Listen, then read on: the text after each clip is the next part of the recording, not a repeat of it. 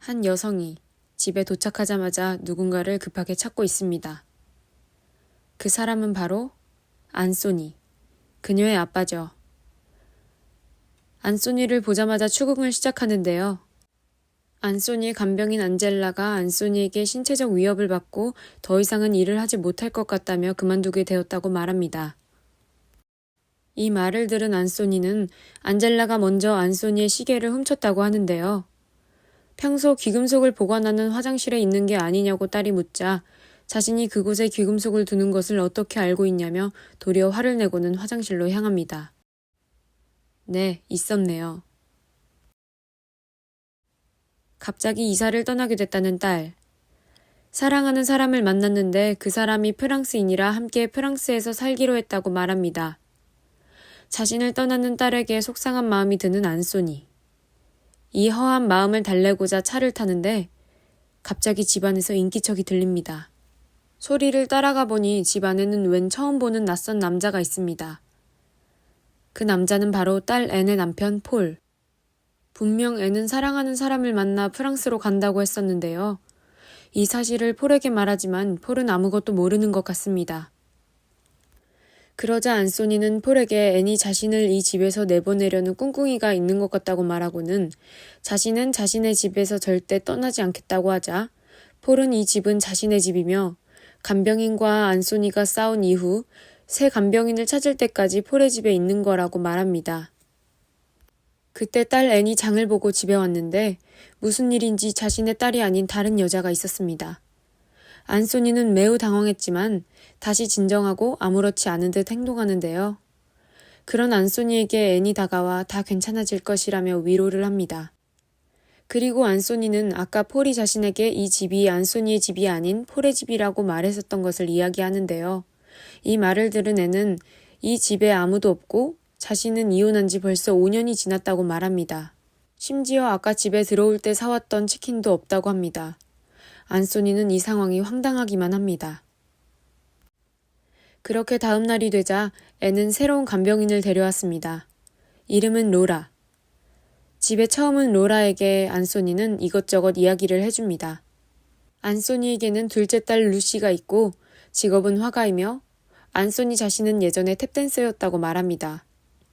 하지만 이 말을 들은 앤은 안소니의 직업이 엔지니어였다고 말하는데요.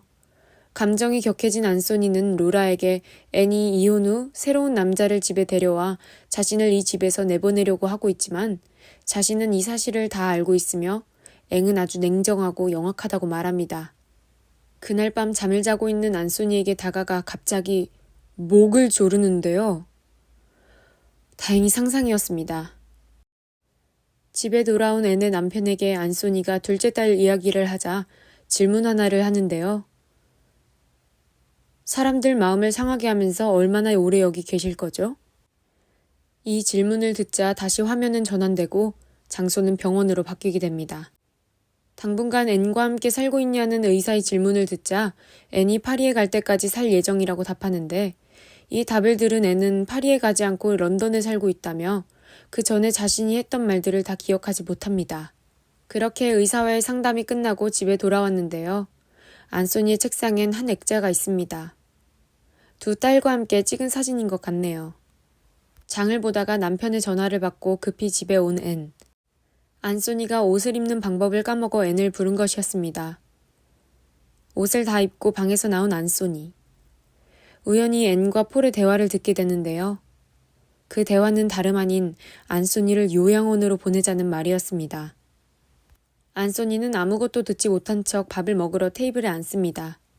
밥을 먹던 도중 앤은 치킨을 가져다 놓으러 잠시 부엌에 간 사이 폴은 안소니에게 안소니가 간병인과 다투어 새 간병인을 찾을 때까지 모시게 되었기 때문에 갈 예정이었던 여행도 취소되었다는 사실을 말해주고 이때 앤이 들어오는데요. 안소니는 치킨을 다시 가지러 가기 위해 부엌으로 갑니다. 폴은 앤에게 안소니는 지금 아프기 때문에 요양원에 보내야 된다고 말하는데 뭔가 지금 이 상황, 데자뷰 같습니다. 다시 식탁으로 들어오지 않고 방으로 가버리는 안소니.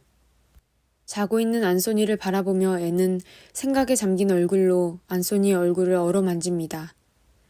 아침이 되자 둘째 딸 루시가 그린 그림이 벽에서 떼어진 모습을 보고 안소니는 화가 치밀어 오릅니다. 그때 들어온 새 간병인 로라. 방금 전까지 있었던 애는 벌써 출근을 했다고 하는데요. 로라를 보니 루시가 더욱 생각이 납니다. 하지만 로라는 루시와 닮았다는 이야기를 듣자 사과를 하는 로라. 안소니는 왜 로라가 자신에게 사과를 하는 건지 전혀 알지 못합니다. 로라는 공원에 가기 위해 잠옷을 갈아입자고 하는데요. 그때 뒤에 있던 폴이 물어보고 싶은 이야기가 있다고 합니다. 사람들 맘 상하게 하면서 얼마나 여기 오래 있을 거죠? 이 질문 분명 전에도 했던 것 같은데... 폴은 안소니의 태도가 마음에 들지 않다며 갑자기 안소니의 뺨을 내리치기 시작합니다. 안소니는 하지 말라며 울자 이 소리를 듣고 들어온 앤. 앤은 치킨을 먹으러 가자며 안소니를 달랩니다. 깊은 밤 잠을 자고 있는 안소니. 누군가 자신을 부르는 소리에 눈이 떠지고 이 목소리는 루시인 것 같습니다. 목소리를 찾아 계속 따라가 문을 열어보니 여긴 집이 아닌 병원이었는데요. 목소리가 들리는 병동으로 들어가 보니 많이 다쳐서 입원해 있는 로라가 있습니다. 다시 눈을 뜨니 여기는 집이었는데요. 아침 준비를 하는 앤에게 어젯밤 꿈에서 로라가 나온 이야기를 합니다. 그런 안소니에게 어제 로라가 안소니와 만났을 때 춤을 출 줄 안다고 말했던 이야기를 하지만 안소니는 전혀 기억이 나지 않습니다. 마침 로라가 집에 도착하고 안소니는 로라를 보러 가지만 로라가 아닌 다른 여자가 서 있습니다. 로라는 어디에 있냐고 묻자 자신이 로라라고 하는 여자. 안소니는 이 상황이 너무 혼란스러워 그 자리에 더 이상 있지 못하고 방으로 들어오는데 애는 갑자기 여기서 사는 게 좋을 것 같다고 말하고 자신은 파리로 떠날 것이라고 말합니다. 앤 여동생 루시는 어디 있냐는 말에 자신도 루시가 그립다고 말하는 앤. 그렇게 앤은 떠나고 자다 일어난 안소니는 앤을 찾지만 문을 열어보자 모르는 여자가 서 있습니다. 누구냐고 묻자 간호사라고 대답하는 여자. 몇 주 전부터 안소니를 간호하고 있다고 대답하고 앤은 현재 파리에서 살고 있다고 합니다. 이 사실을 믿지 못하는 안소니에게 어제도 함께 읽었던 앤의 엽서를 보여주는데요. 앤은 폴을 만나 함께 파리에서 살고 있다고 말해줍니다. 그때 들어오는 한 남성. 이 남성은 분명 앤의 남편 폴이었는데요. 누구냐고 묻자 폴이 아닌 빌이라고 대답합니다. 이번에는 간호사에게 누구냐고 묻자 간호사는 자신의 이름은 캐서린이라고 대답합니다. 그리고는 자신이 누구냐고 묻자 안소니라고 대답해 주는데 갑자기 어머니가 보고 싶다고 우는 안소니. 안소니는 이 모든 상황이 혼란스럽기만 한데요. 그런 안소니를 위로해주는 캐서린. 창문 밖 풍경이 클로즈업되며 이 영화는 막을 내립니다. 영화 더 파더는 이 영화의 감독이기도 한 플로리안 젤러의 연극 더 파더를 원작으로 합니다. 이 연극은 2012년 파리에서 상영되어 몰리에르 어워드 최우수상 작품을 받았으며 이후 런던 및 브로드웨이에서도 상영되며 토니상과 올리비에상을 수상하기도 했습니다. 저는 이 영화를 제3자 입장에서 보고 있었는데도 대체 이게 무슨 상황인지 이해가 가지 않았고 중간중간 기존에 나왔던 등장인물들과 다른 인물들이 나올 때 혼란이 왔습니다. 주변인의 표정은 왜 저 표정을 짓고 있는 것인지도 이해가 가지 않았습니다.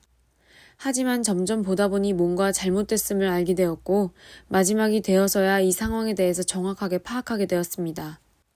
주인공인 안소니는 현재 치매 환자이고 딸의 이름은 앤이며 이혼한 지 5년 후에 폴이라는 사람을 만나 함께 파리에 가게 되었고 안소니는 간병인들과의 잦은 충돌로 더 이상 집에서 생활하지 못하고 요양원에 가게 되었습니다. 그리고 중간중간 등장인물의 얼굴이 바뀌었던 건 안소니가 간호사 캐서린과 빌을 각각 앤과 폴로 겹쳐본 것이었고 로라가 루시를 닮은 것도 사고로 죽은 둘째 딸 루시를 간병인 로라에게 겹쳐본 것이었습니다. 제가 이 모든 사실을 알게 된 후 바로 다음 장면은 엄마를 그리워하며 어린 아이처럼 울고 있는 안소니의 모습이었습니다. 안소니가 겪고 있는 이 상황을 주변인의 시점이 아닌 치매 환자인 안소니 본인의 시점으로 바라보니 안소니가 현재 얼마나 혼란스러운 상황인지 확실하게 알 수 있었고 그런 안소니를 바라보는 주변인들의 마음도 이해할 수 있었습니다. 저는 이 영화를 과제 때문에 보게 되었지만 영화를 보는 내내 과제였던 것도 까맣게 잊을 정도로 너무 재미있게 봤습니다. 이 영상을 보신 분들께서도 아직 이 영화를 보지 않으셨다면 지금 바로 보러 가시길 추천드립니다. 영상을 끝까지 봐주셔서 감사합니다.